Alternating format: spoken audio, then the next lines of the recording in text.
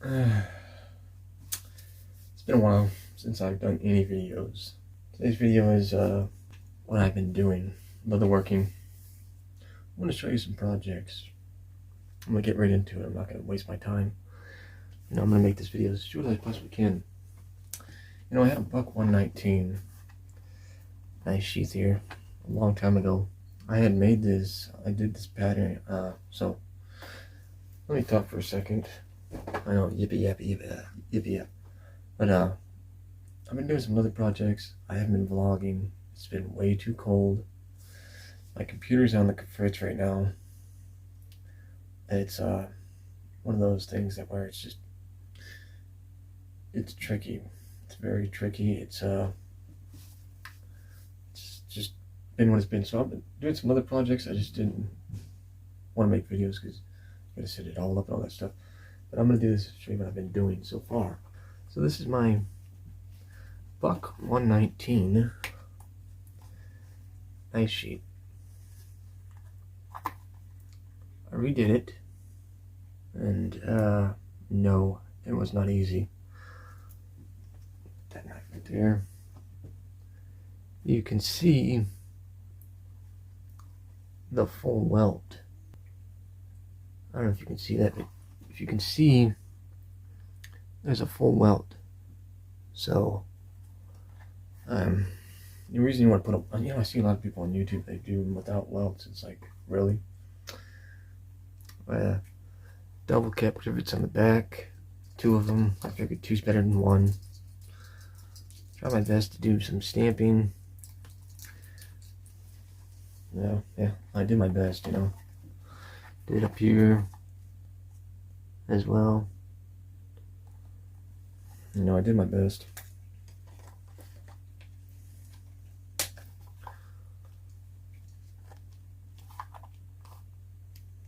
was trying to see if you could hear the squeaky sound, but no.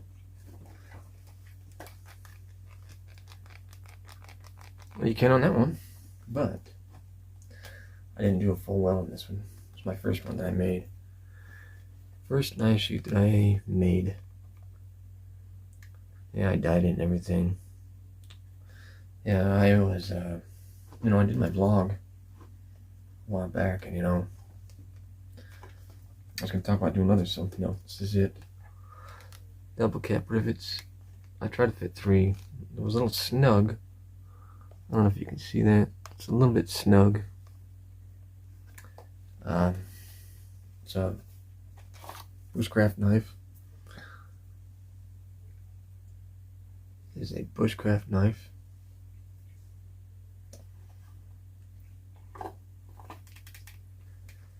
So anyways, I made this wrong side. I made it left-handed sided. I'm new to leatherworking. It's a total new project. It's not easy.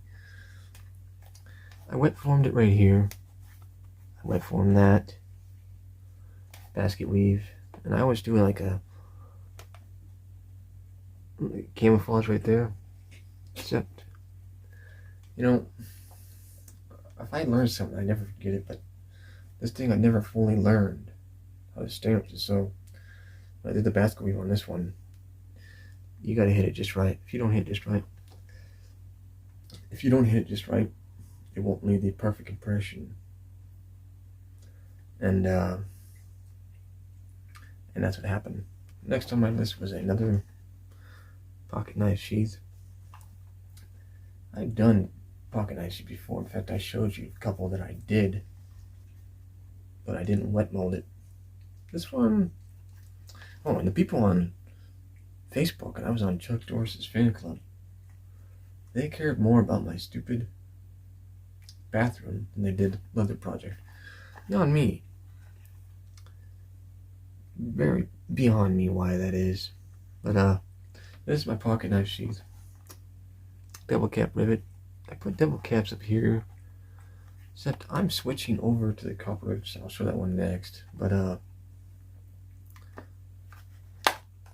this one has the Remington knife. Anyways,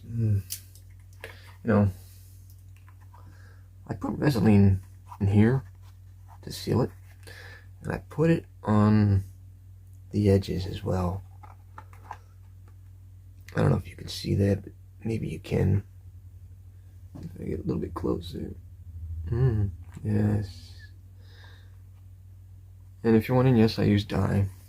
I'm not seeing the point of using. I'm gonna switch to pro dye. No, actually, sorry, not just regular dye. Using the pro dye, it works good, but I think the regular dye is fine as long as you seal it. Yeah. Did I show that? Maybe I did, maybe I didn't. Oh well. Next one. This is the one that has the copper rivets in it. Except I used too big of a copper rivet. Now let me move that away. There's the copper rivets. Now I heard that, now at the time I didn't have a copper rivet setter. I'll show you real fast. Hold on 1 second. I didn't have, oh, get out the way, Michael. I didn't have a copper rivet setter. Like, this. What you do is you set it in the copper. You set it in there, and it has a little burr on the top. Well, it doesn't go all the way down. And what happens is, you gotta drive it down, and then clip it. Some clippers. Hold on a second, let me grab that real fast too. Grabbing. Alright, there we go. Nice job, Michael. But anyways, these, I didn't have these ones. Oh, these ones cost me $20. But, you know, buy once, cry once, as they always say. So yeah, then this is to drive the burr down. And this one here is to put the dome on it. And then what I do is use a ball peen hammer, which I will show real fast. Okay, stupid thing. This ball peen hammer, like that. And then what you do, you just go like that. You find the spot. You just bing, bing, bing, bing, bing. And you hammer it in place, and you're set to go. So you clip it, you drive it in, you clip it, and you go in there, you clip it, and then after that you dome it, and then give it a ball peen and flatten it out, which I do. But anyways, that's for this knife right here. This knife is kind of different though. It's has an changeable blade right there. Right there, it has a changeable blade. Okay. So I put a copper rivets. This one did a copper rivet. And I like to fold. I don't know if you can see that. I like to fold that flesh side down, and then, grain side down, and then on the other side, flesh side. So, yeah. And I did this as well. I put a little bit of I cut a little, so it's not perfectly straight, but it kind of circles in to where it's easier to grab the knife. Because if you try to grab a knife, or it's flat on, square on each side, and you don't have nothing, it's hard to grab it sometimes. Next project, hold on a minute. Okay, next one, it's just a fun project. Holds my little, once again, dummy. It holds these. And you just stick it in there. You're set to go. Because I meditate a lot. Just a simple fun project. And you might be asking, how can you get the leather working? Years ago, I bought a veg belly. Well, several. A couple from Tandy's. But this is from Weaver's. And that's a pretty smooth. And the one I got from Tandy's, a lot of hair on the back. I always say, put it like an acrylic finish on the back of these. So there you go with that. And that's leather. This is veg tan, 5 to 6 ounce. Not that. My next project, still learning how to do it. Okay, One thing I might mention, if you're going to do 5 to 6 ounce leather, use a line 20 snap. Don't use a line 24. It's just, I don't know, it doesn't work that well. Anyways, and if you wonder what kind of finish I put on there, well, it's called tan coat. Hold on a minute, I'll grab it.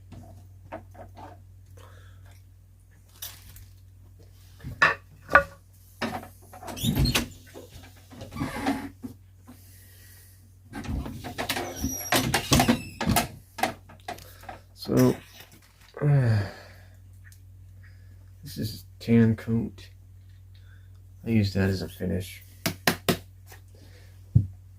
It allows oil to get into the wood and it keeps it nice, looking nice. Did that one. This one is my most recent one I've done so far on a belt. I might,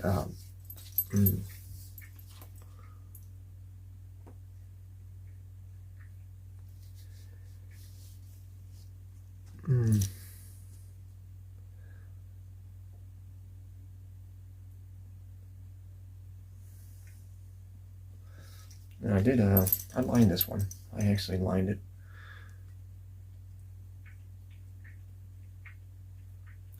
It's 1 1/4 in quick diameter. It's oh boy, there's more than you know that goes to make a belt. I used blue. I'm a big fan of blue. And to me, and is it bulky? People say, is it bulky? Not really. Not really. It's not that bulky. It's 2 8 to 9 ounce pieces of leather, double shoulder. Like I said, grab it out with first. I'm not going to unfold it though. I've used up most of it. I've used up time. I have used up most of this. Double shoulder. It looks kind of like a belly right now, but kind of looks like a belly right now, but you know. I intend on the future to make another belt with skirting leather. This is my first belt that I made. This is 2 8 to 10 ounce piece of leather. I bought this one from Springfield Leather Company. I don't have the piece. I'm going to run downstairs and grab it real fast. So yeah, this is that belt. It's 2 8 to 10 ounce piece of leather. I don't know, maybe you can see that.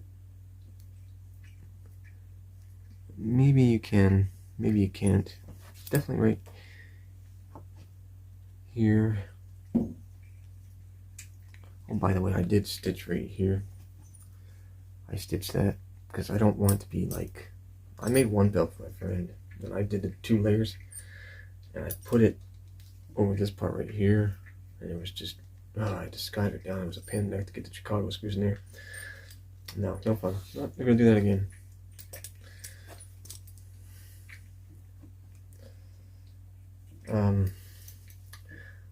One thing I had to learn: make a straight edge on your belts.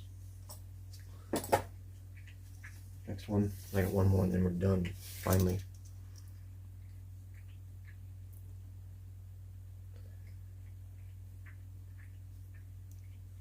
So my next belt, I made this one with a basket weave, brown, the edges dyed black, and I put resin on the edges and on the back. I think that people fail, and I read up on a thing about lining your belts, that they when you line them, they hold up better. They don't stretch as much. Although this one right here, my last one, this one here, I did not line it. It's just an 8 to 9. I'm using the roller buckles. I know those two I showed you. One of them, 2 are 1 1/4, one is 1 1/2. This is also 1 1/2.